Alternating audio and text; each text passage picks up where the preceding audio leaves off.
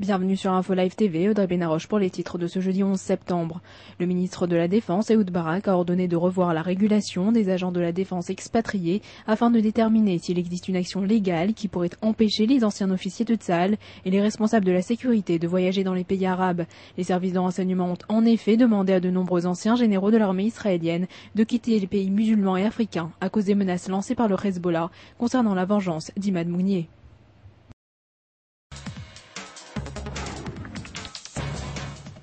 L'hélicoptère de combat de type Cobra de Tsahal, qui s'est écrasé ce mercredi soir dans un champ du kibbutz Geinegar, situé au nord d'Israël, a été victime d'un problème technique. L'une des pales se serait apparemment détachée du corps de l'appareil. Les deux membres de l'équipage ont trouvé la mort dans l'accident. L'armée a autorisé à la publication le nom de l'un des soldats. Il s'agit du commandant Shai Danor de Rosh Haïn, âgé de 35 ans et père de 5 enfants.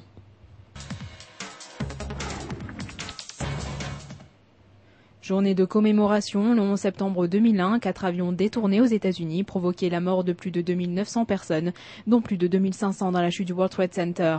7 ans après l'attaque, le gouvernement fédéral n'a fait que des progrès très limités dans la prévention de catastrophes nucléaires, biologiques et chimiques. Les États-Unis continuent cependant le combat contre la prolifération d'armes de destruction de masse, selon le rapport issu de 22 anciens responsables américains.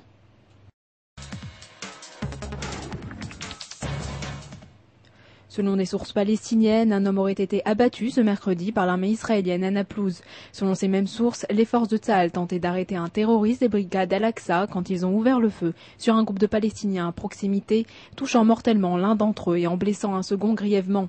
Selon un responsable de la sécurité à Naplouse, Jafar Jouara, qui était sur la liste des membres de la branche armée du Fatah, qui sont recherchés par Tsahal.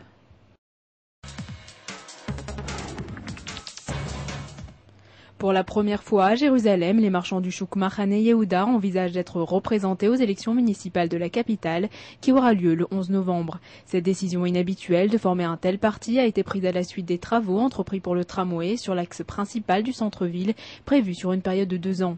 Ces travaux pour la pose des rails d'un futur tramway a en effet rendu l'accès à cette partie de la ville extrêmement difficile. Le fils du président de la République se marie. Une cérémonie très discrète à laquelle ont assisté une petite centaine d'invités s'est déroulée ce mercredi en cet honneur. Jean Sarkozy, âgé de 22 ans, a épousé en fin de journée Jessica Sebonne, héritière de la famille Darty, à la mairie de Neuilly-sur-Seine. Jean Sarkozy a fait ses premiers pas en politique dans cette région. Il a été élu conseiller général des Hauts-de-Seine en mars dernier. Depuis, il a également pris la tête du groupe UNP au Conseil général des Hauts-de-Seine. Nouveau sur Info Live TV, vous pouvez visionner toutes nos vidéos en un seul clic sur le lien qui apparaît à gauche de l'article.